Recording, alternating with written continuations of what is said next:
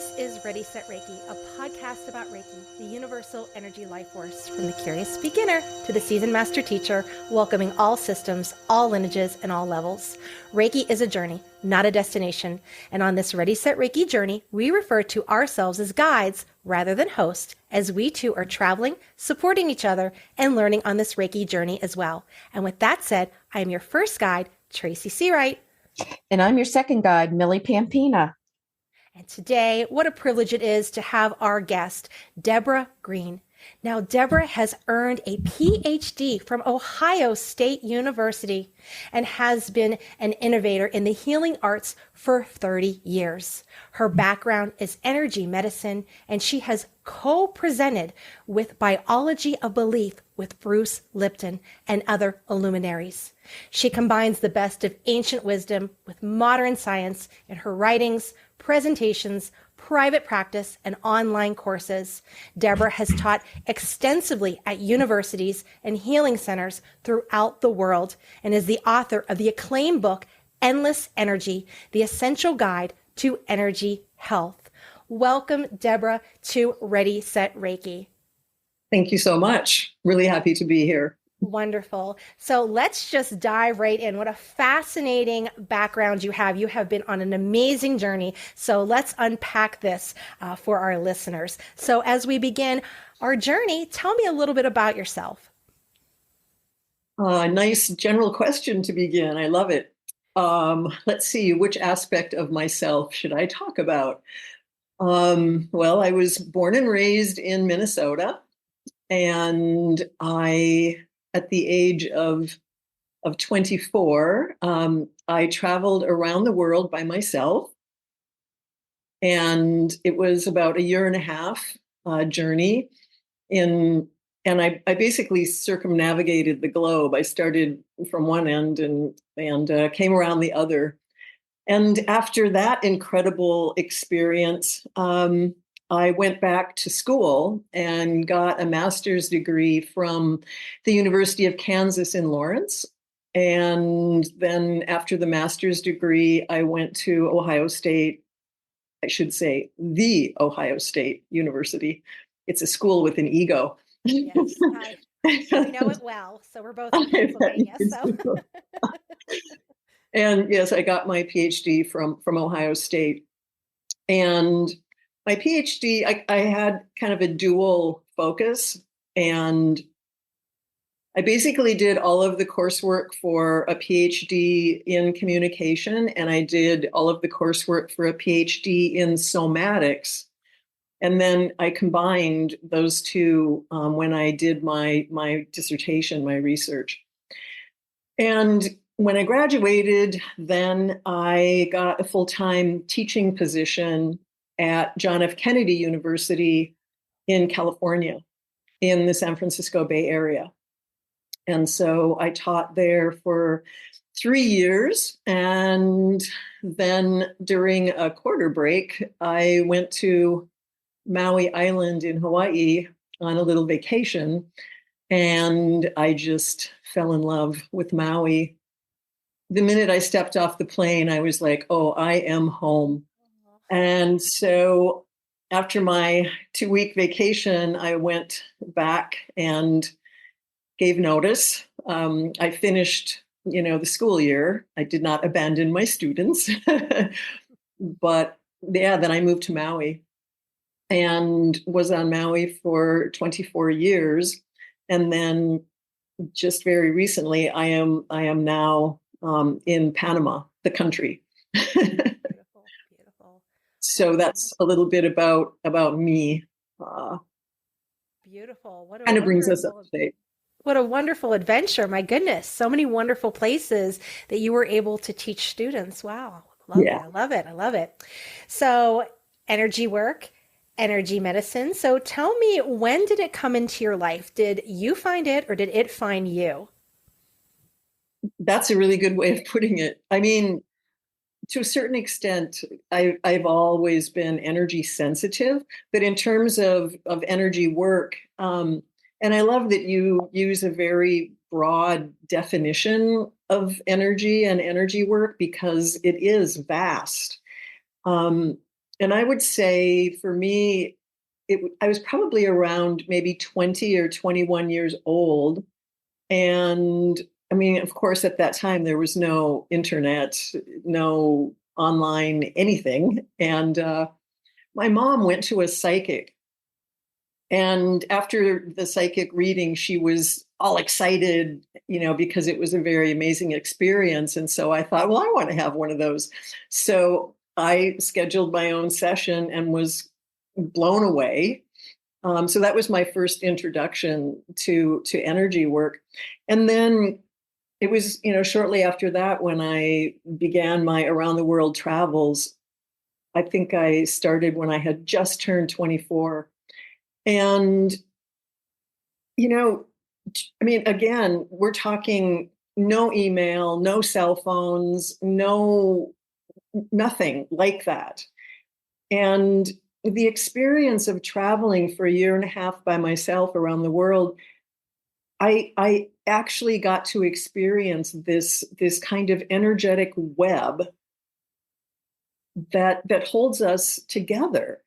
And I mean, I didn't speak the native languages of most of the countries that I visited, and yet there was extraordinary connection with the people, extraordinary experiences that could only be explained by some kind of energy information web that was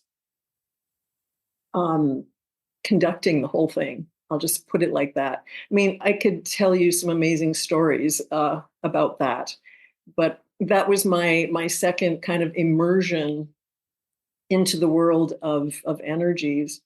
And then after that, when I came back, I learned about kinesiology muscle testing, which is again energy based, touch for health, and energy kinesiology and applied kinesiology, which is amazing work, all based on the meridian system and so forth.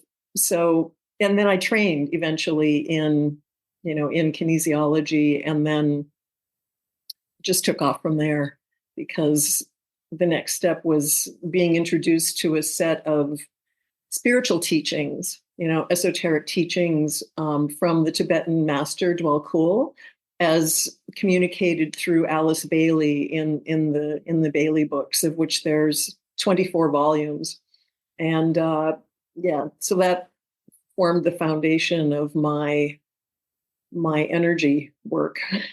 Kind of a long answer to a short question. No, that's okay. It shows you how you got there and shows how diverse this is, that you don't have to have one way of looking at it. There's multiple ways, and that you have this web of energy, right? Before someone even opens their mouth, the energy speaks. Does it not? So true. Look at it that way. So, and even you stepping a foot in Maui, that energy spoke to you. It's like, yes, I don't have to explore any further than putting my feet on the ground. I know this is my place. Exactly. So that's what's amazing about the energy. Wonderful. Thank you for sharing that.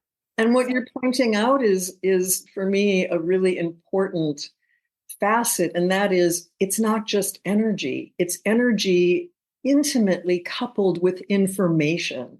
Yes. It's both together. Sure. And Sure. And then in practicing that, that's how you're able to slowly decode things with it. Exactly. It's speaking to you. So we're figuring out as we're journeying, we're navigating through this and trying to, okay, what are you telling me today? How am I feeling?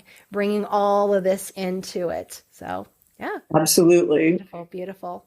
So all these experiences, you are this innovator of the healing arts for 30 years, author, you present, you have online courses. As you have found in your travels, what is a common misperception about your work?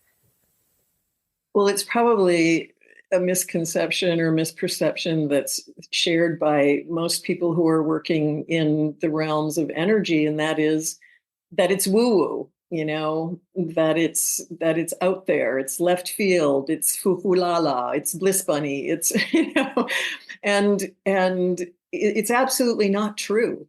there is a very substantial and growing amount of science that legitimizes this work. And, part of my job, so to speak, is to make people aware of the science of subtle energies, because it's extensive and it's growing, and it legitimizes what we do. And I'm just kind of nerdy, and so I love that.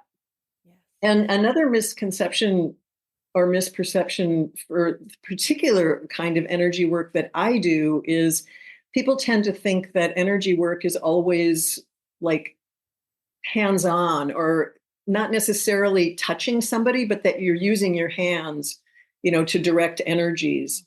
And that's not how I work, but I do realize that it is how many energy practitioners work. Right, right. And it often helps to color it in a way, that same energy, the intention you're putting, say in a prayer, or you make that wish on a penny to throw in a well, that wish on the star as you're blowing that birthday candle out. You're setting that intention out into the universe without really, touching as you're blowing that candle out. I'm making that wish. I'm setting that intention out. And I think yes, and I mean, intention is another aspect of energy work that is extremely well researched. The power of human intention, and the capacity for it to affect everything from our DNA to fruit flies to altering the pH of water to more subtle effects, and even inanimate objects. Computers are affected by human intention, and the list goes on and on. And this is all there in the science, and most people aren't aware of that.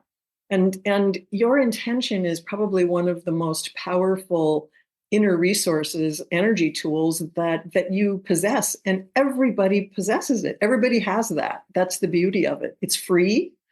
It's always accessible to you, and all you have to do is employ it, utilize it. Wonderful, wonderful. Thank you for sharing that misperception which you've experienced, because it seems to be out there. People just don't want to take that time to dig a little bit deeper into finding out. Well, our culture is so built around materialism, that physical matter is all there is, that material reality is the only existence, the only thing that's really real. And that's unfortunate. Right. And, can be traced back probably to, the time of Descartes, when, we had the separation between science and religion and so forth. But, the unseen world, which is energy and information, is really where the action is.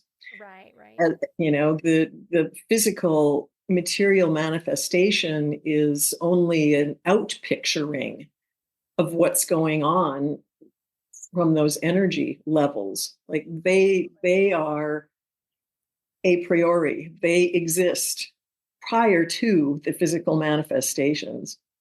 Right. And is this That's another misconception.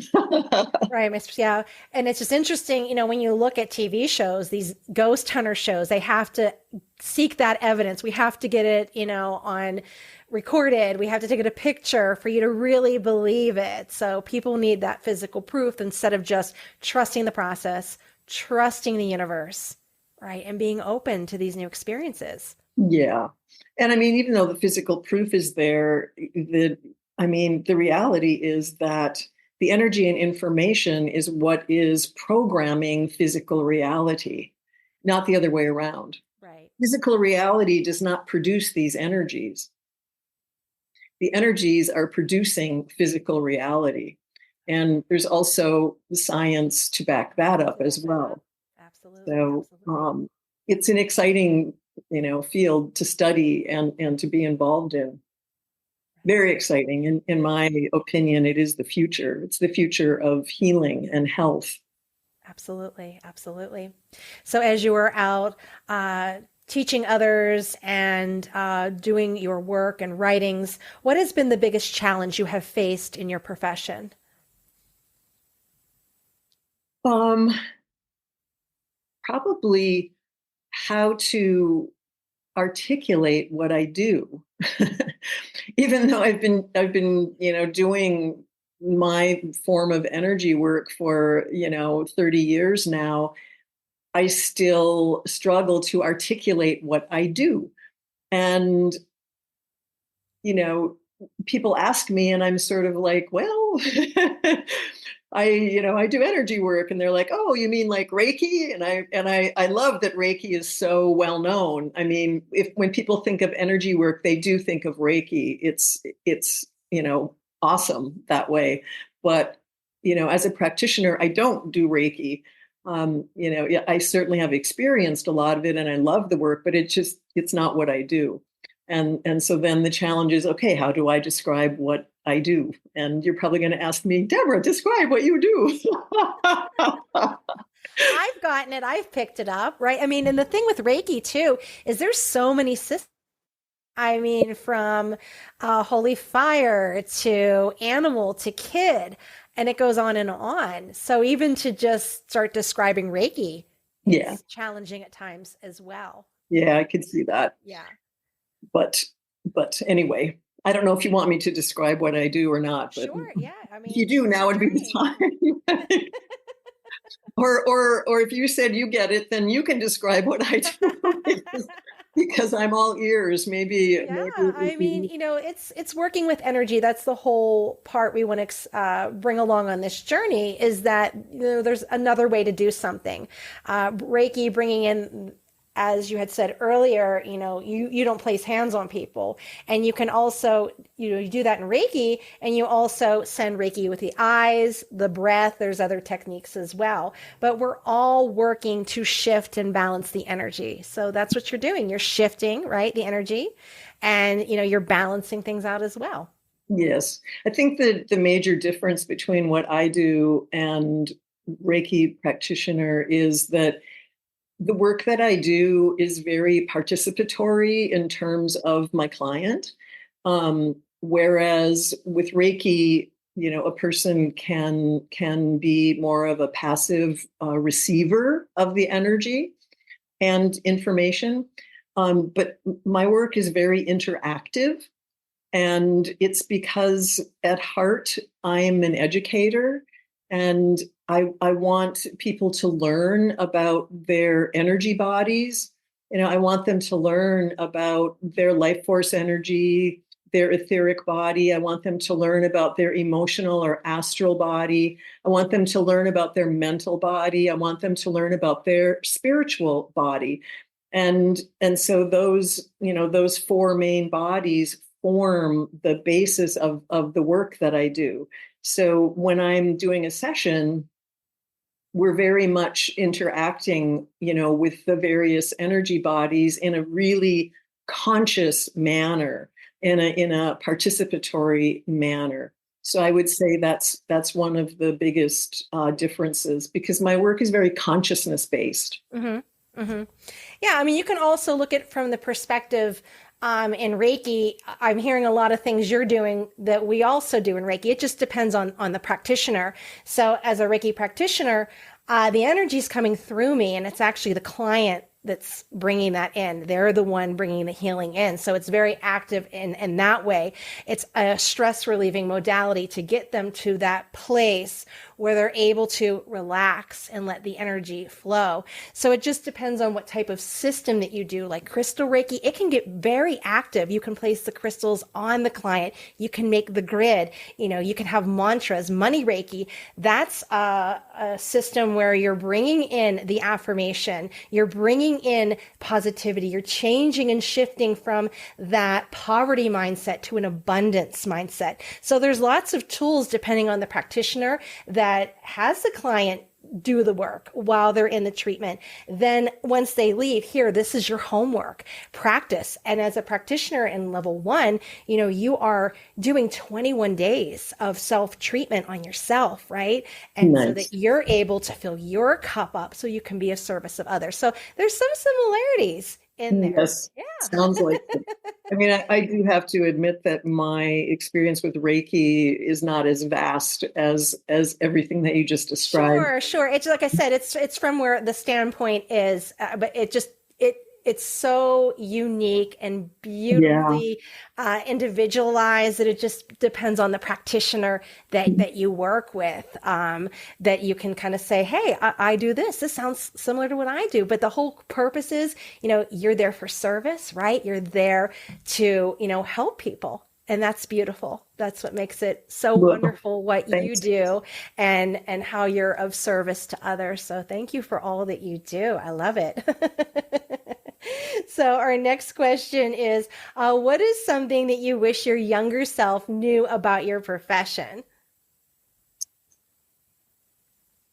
Well, I guess when I was, young, growing up, I was very energy sensitive, and I thought everybody was perceiving and experiencing reality the same way that I was. And then when I got older and I realized that was not the case, then I went through this phase of thinking like there's really something wrong with me because I'm not normal. I experience, things in a very different way than the majority of people. And I mean, of course, I graduated from that phase, so to speak, and have used my energy sensitivities. I've built an entire career around it, a 30-year career around it. But I think if I could speak to my younger self, when I was in that phase of there's something wrong with me, I would tell my younger self there is nothing wrong with you. You're very sensitive, and it's actually a good thing. And you can use that to help people. You can use that, in a healing way, and it doesn't mean there's something wrong with you. So that's, I think, what I would tell my younger self. Right, right. And what a wonder, and it's also, a gift and a curse in a way, right? That you're so sensitive and that you're able to help so many people. But then, like, say you walk into a room and you just feel everything, and you're really having to put the work in to kind of protect yourself, right? Put those shields up and do the work to keep your cup full, so to speak. Yeah, I mean, I don't look at it so much as protect myself, but I mean, I find that the more I work on myself, the more I do my own inner work, the more resilient I become in situations. And so, yeah, it's an interesting question and a discussion that I've had with fellow energy practitioners is this notion of protection. And I think one of the things that kind of trips me up about it is that it implies that there's something bad out there that we need to protect ourselves from. And yeah, it's I'm not sure I agree with that. Yeah. Okay. Yeah. Very I good. think I think energy uh, is kind of neutral, and what trips us up is our own stuff, you Right. know. Right. So if I'm feeling bad energy or feeling, under energetic attack or however you want to language that, Yeah. it's most likely that that is touching off something inside me. One of my buttons is getting pushed. And so Right. then I need to do the inner work to find, okay, what is that button that's getting pushed? And then transform that from the inside. Um, and so anyway, Doing the deep healing. Yes. Very important. Doing the work. Absolutely. Absolutely. So when it is time for you to get your energetic tune up, what are some qualities that you look for in an energy healer or energy worker? Well, it kind of relates to what we were just talking about. Absolutely. So that was a great. Yeah, I mean, because what I look for in an energy practitioner is, how is this person as a person? You know, I mean, in conventional Western medicine, you can be sitting with a patient and saying, don't smoke and eat right and do all these things. And then you leave the office and you're lighting up a cigarette and, eating bad food or whatever, because it doesn't matter. But when you do energy work, you are the instrument. You are the healing instrument. And so, there is no separation. And so integrity becomes very important. And, how the person is as a person becomes very important. Have they done work on themselves? Are they still doing that? Because it's not like, oh, I work on myself and then I'm done, done with that. It's really an ongoing, process.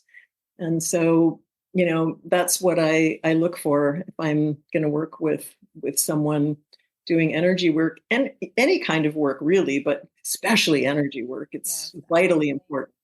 No pun intended. Yeah, keep at it every single day. I mean, it's so important to do the work. Absolutely. Absolutely. Yeah. So what advice would you give someone who's just entering this profession? Do it. See how this is all going together? Yeah, I mean, do it meaning, definitely enter the profession. In my opinion, it's one of the most amazing, exciting, compelling, rewarding professions ever. And do it means do the work on yourself, right? I love it. Wonderful. Wonderful advice. It's all part of, all a part of the journey. Yes, ma'am. Very rewarding journey on all levels. Wonderful. Wonderful. So what books do you recommend? Well, I mean, of course, mine, of course. Endless Energy. Yes, Endless Energy, the Essential Guide to Energy Health. And I picked the title because of the double meaning, right?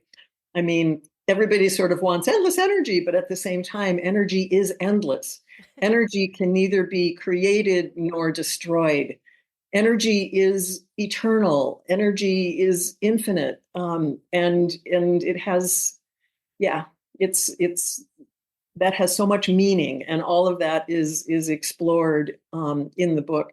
The book is basically a use and care manual for the four energy bodies: the vital body, which is sometimes also called the etheric body, the emotional body, which is sometimes also called the astral body, the mental body, and the spiritual body. That's what the book is all about. So it's filled with all kinds of tools and tips and techniques for sustaining energy health, on all levels. So that's one of my favorites, but I'm biased. I'm also, as I mentioned earlier, the nerd in me loves the science stuff. And so I'm a big fan of the work of Claude Swanson. He has 3 books out that are very research based and, all focused on subtle energies, and just amazing work. On the more esoteric level, I'm a huge fan of the autobiography of a yogi, which is, also kind of a manual in working with energies in a lot of ways. And a major focus of my work right now in terms of my community work, is focusing on wireless radiation that is emitted from cell phones and Wi-Fi on the computer and cell towers and Bluetooth and all this stuff. And, we know that it negatively impacts the biofield, our energy bodies. We know that.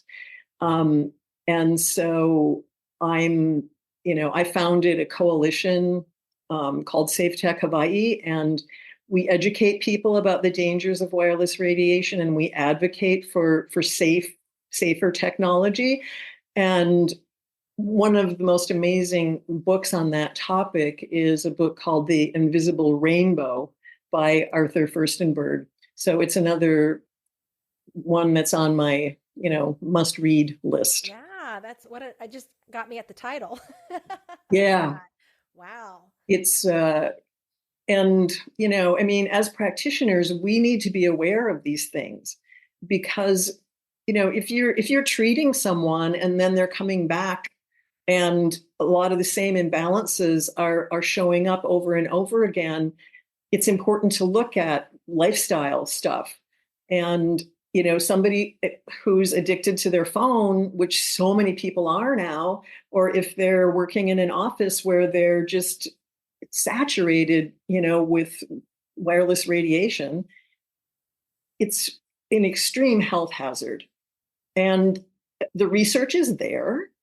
And most people don't know it because the telecommunications industry is a multi-trillion-dollar industry, and they're using the same playbook as big tobacco, So I really am convinced that in the not too distant future, we're going to look back on this time and we're going to say, I can't believe we used to hold a cell phone next to our head. I can't believe that children were allowed to hold an iPad and so forth. And so it's going to be like smoking cigarettes. It's going to be like, and then they lay there and they fall asleep with the iPad or device on them, on the ear pod. Don't get me started. Do not. Right. I mean, years ago when I was teaching and I had 18-month-olds and they were coming in and their parents had them with iPads and they were on them. I mean, and this is yeah, and even it breaks my heart. In the learning support room that I was working with life skill kids, they had their laptop, they were carrying the iPads, they had that constantly with them. And you think about it, like, I grew up in a time where, we had the rotary phone. This is really dating myself. But now, and we would leave the house all day long. No one could get in touch with us. They left on the answering machine. But now if you forget your phone, what do? You turn around and you go back, risking being late because you can't go through a whole day without your phone. I know. It's a strange world. And in that way, we're so tethered to it. And just think of some of the other things that you could be tethered to besides your phone. It's bad for us on multiple levels. Right. I mean, you have the good where you have the world's information at your hand, but then you can get that from a hardwired computer. You don't need to expose yourself to wireless radiation to be in touch with the world. But some people are looking at the ease of I'm just holding it in my hand and I can walk with it, right? And so that's where they start kind of, okay. Convenience has a huge price. Your health, your life. It has been linked definitively to various forms of cancers, DNA damage, breaching of the blood-brain barrier. I mean, I could go on and on. Oh, for sure. Like when my grandmother was pregnant, it was okay to smoke. Oh, I know. My best friend's doctor told her to smoke during her pregnancy because she was told by the doctor that it would help her with the pregnancy. Wow. So, I mean, just like people are told now, get the smartwatch and monitor your health through whatever app or anything. Anyway, Oh my gosh.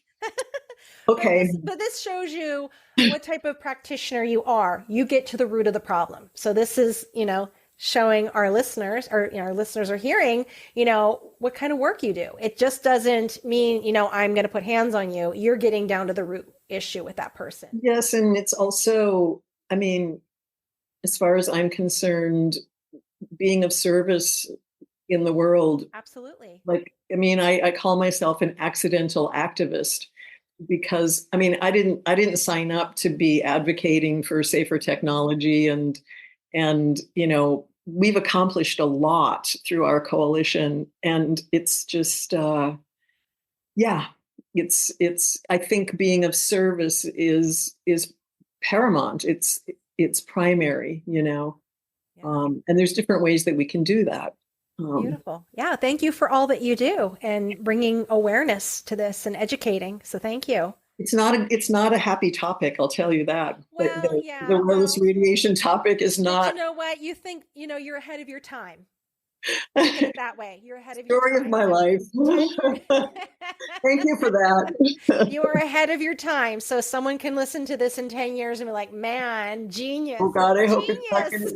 I hope it's not going to be 10, honey, for the sake of all of Well, us. I I hope it's not understand going that, to but yeah, but hopefully it's only be a couple. We'll get there. Again, it's a journey. Some people are slower on it. Some people are fast. yes. So our next question is, what other modalities do you offer? Well, I mean, my main claim to fame, so to speak, is my inner clarity sessions, and um, they're designed for people who have done some work on themselves. Like an inner clarity session is not for everyone. Mhm. You need to have done some work on yourself, and you need to have, a pretty well developed self awareness, you know. Um, but even with self awareness and inner work, life happens. We run into obstacles, and so when you feel like you've encountered a life obstacle that's challenging for you to overcome, that's where an inner clarity session is extremely useful. And I'm I'm so confident in the results of the work that I do with inner clarity that I guarantee my work. And that means that if you're not satisfied with the shift that you have achieved at the end of the session, you don't have to pay me. Oh, wow. Wow. So there aren't very many um, therapists that offer that kind of a money back There's guarantee. not, but And I it's can say in wonderful. my 30 years, I have had to do that approximately 3 times. Okay. And it wasn't because of the work not working. It was because it wasn't a good fit Sure. for the person. Sure. So there's the inner clarity sessions. There's also, I teach online meditation. It's called Meditation Made Easy. So if anybody, wants to, they're like, I can't meditate. I don't know how it doesn't work for me. Just, sign up for a session. I will teach you. And I also do EFT, emotional freedom technique, the tapping. Hmm. I do those sessions as well. And then I do just regular, plain old kind of counseling sessions. Beautiful. Beautiful. And I teach online. I have I have a really vast online library. Wow. So I mean, my major course is called Energy Mastery, the art and science of applied energetics. And so, and I also want to mention that relatively recently, because of what's going on in the world Hmm. right now, which Yeah. you don't have to look far to see that we're kind of in interesting times, so to speak. Yes. I decided that it's so important for this work to get out there in the world that I basically am offering my online programs essentially for free. Okay. And Energy Mastery normally retails for around $900, and it's very comprehensive. Um, but if you go to my website now, and I don't intend to change this, it's just going to be this way. You can pick your own price, and the pick your own price thing starts at $1. Okay. I couldn't the application wouldn't let me have it be zero, so I had to pick Sure. something. It's a So I picked sliding a dollar. scale. Right, right. So anyway, yeah, and I have a couple of other online courses as well. Use and care of your emotional body, which is really helpful, and also journey to inner clarity. And they're all pick your price right now, and will be for the for the future, as far as I'm concerned. That's Just wonderful. wanting again to be of service and get the the information out there. Right. Thank And you. these are not lecture classes, by the way. These are extremely user friendly. They're video. The platform is interactive. You can ask me questions. I respond. The longest, I shouldn't say the longest, but the average video is 10 minutes. So it's not like you have to be glued to your screen Sure. listening to hours of lectures. Not like that. It's delivered in a really user friendly manner, if I may say so. Beautiful. Well, thank you for sharing your gift. How lovely that is to offer that to people who, want to move forward on the journey, but perhaps money is that issue that they have to, Exactly. that blocks them. So wonderful. It's always that challenge in energy work, how to price things, right? Absolutely. You have it like on the shoulder, the devil and the angel, like, well, your time's worth this. You've had all this education, but wait, I want to be of service. I want to help others. I want to expand this. And yeah, so it's a tough call, but thank you for offering that. So where can our listeners find you? How can they get in touch with you? How can they find all of these wonderful recordings, your extensive library that you have? Well, the easiest way is through my website, www.yourenergymatters.com. Can you tell I used to work in radio? Wonderful. I love it. I love it. And your energy does matter. That's It why does I matter. picked yourenergymatters.com. It matters, right? Absolutely. Because you can just, like I said, before you open your mouth, you can feel it, right? Yes, ma'am. Oh, It's wonderful. also a double meaning, right? Your Yes, energy matters. So I get it. actually, triple I meaning, love come it. to think of it. I love it, isn't it? When you start going down a rabbit hole, my goodness. Well, thank you so much, Deborah. This ends our part of our journey together, and I am going to pass you over to my co-guide, Millie Pampina, who has 3 social media questions for you. So thank you so much. Thank you so much. Really enjoyed it. Thank you, Deborah. It was enjoyable listening to you and Tracy, and I really appreciate the opportunity to share our social media questions with you. Tracy does a great job of canvassing our online audience and, getting their feedback and boiling these down. So, a little more direct and personal, some of them. I also want to say that, I understand, your a lot of the answers to your questions I thought were great with regards to all the similarities we hear in various energy healing practices. So, and I love the fact that you're a Buckeye. So, go Brutus. But I have a lot. We have a lot of local people here that are so. Nice. Good. Yeah, I worked in an industry also where I did an awful lot of work out in middle and western Ohio, and it was just, never ever said the word Michigan, that was for sure. So, Absolutely. absolutely. And it like I said, it was just very, very interesting how, the similarities between answers on energy healing. And I'm not just saying Reiki practitioners, but all, and the challenges we face and how we all work towards overcoming them. And I really appreciate your honest answers in that, because it always validates that we're not necessarily pushing a boulder uphill, but we are all working towards the greater good of all. And thank you so much. And that is what's going to win in the end, the greater good for all. Thank you. Thank you. I agree. So the first question I have for you is, can you give me an example of a mind-body exercise? So mind-body exercise. Well, I mean, when we talk about mind-body medicine or mind-body exercise, we're basically talking about the ability of the mind to affect or heal the body, right? And I mean, a very simple example of the effect of the mind on the body is when we sleep and dream. For example, I'm asleep and I'm dreaming that I'm falling off a cliff, or I dream that I'm being chased by a tiger or whatever. If I wake up, my physical body is reacting big time, heart racing, breathing, rapid and so forth. Why is that happening?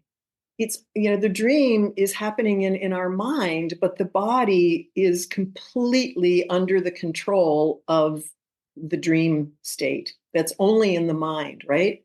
And also on an emotional level, I mean, falling off a cliff, being chased by a tiger, fear, anxiety, all that. And it's only happening in your mind, but you're emotionally and psychologically reacting to it.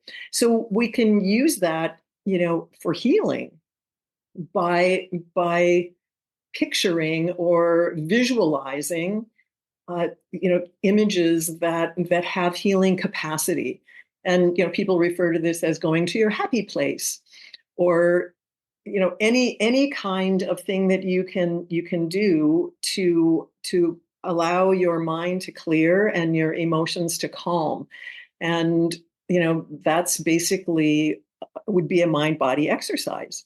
So I'm not sure if you were asking me to facilitate such exercise or to give an example of how that works. I think I did the former. Um, I think that or if you want me to facilitate, I absolutely can do that. You want me to facilitate it? sure, go ahead. Okay.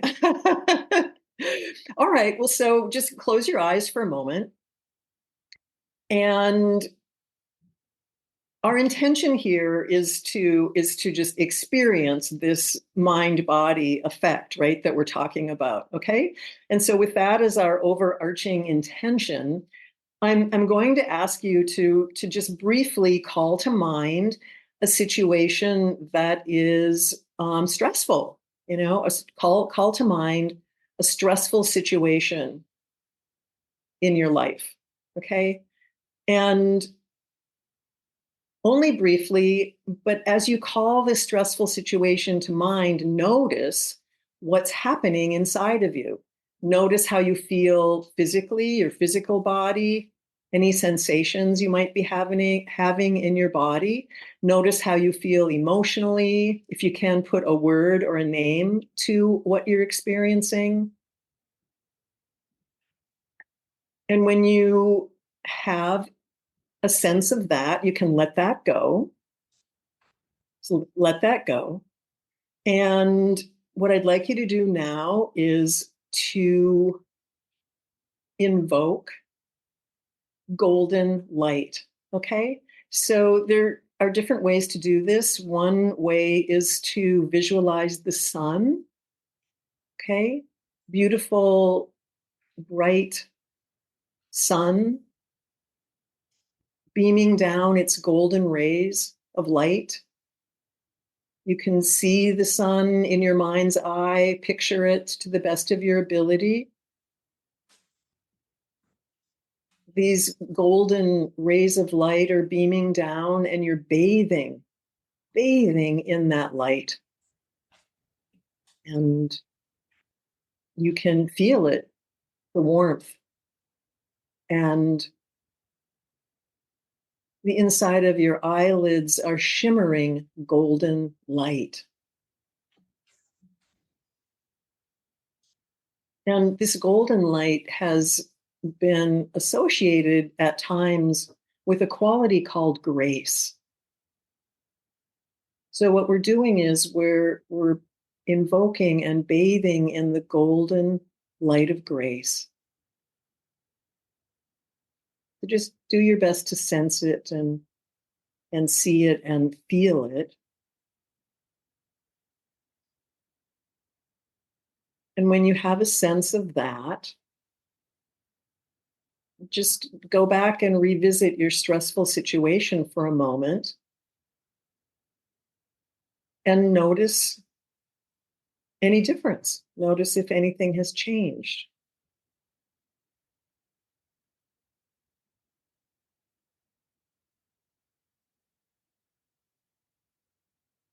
And if it still feels a little stressful, you can just go back to your golden light.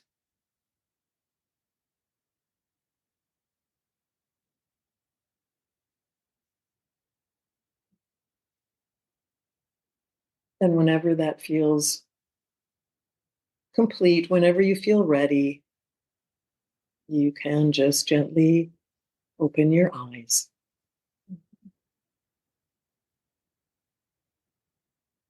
Did you notice a difference? I did. And I also noticed That as I was reapproaching this stressful situation, I thought, what a great exercise. I could use this in so many things. So thank you so much. Yes, and it's quick and easy, Wow. accessible anytime, free, powerful. Yeah. The more you use it, the more powerful it becomes. It's like that. And there's many people who are using the golden light of grace, by the way. So there's also this momentum behind it. So that adds, right? Right. Thank you so much for sharing that. I really appreciate it. So almost don't want to move on to the second question. We'll just sit here for a while and enjoy. But the second question is there an integration exercise that you use in your practice? We may have just approached one, but Well, that's an example. Another one that comes to mind is I call it an alignment. And we spoke earlier about the power of intention.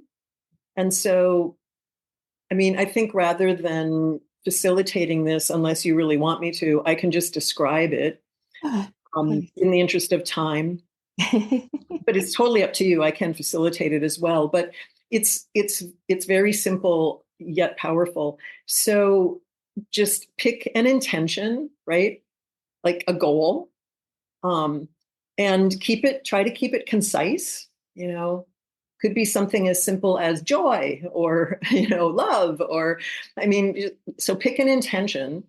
And then the next step is you want to consciously call attention to all your body cells and align them with that goal focus, align them with that intention.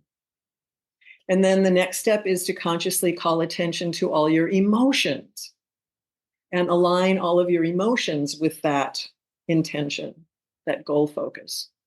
And the third step is to consciously call attention to all your thoughts and then align them with that goal focus, with that intention. And that process helps to integrate these levels, right?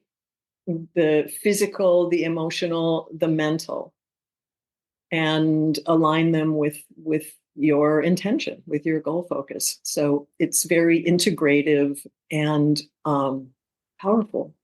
Absolutely. I can see where it's bringing everything into alignment with a similar goal and focus. So thank you. That was a great answer to that question. So Great question. Our third question is, what has been the most rewarding part of your work? Well, life transformations, of course, that's where the action is.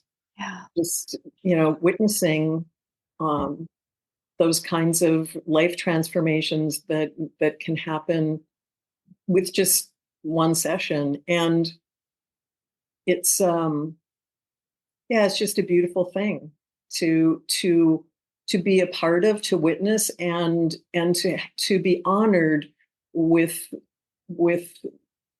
a person's trust, in that process.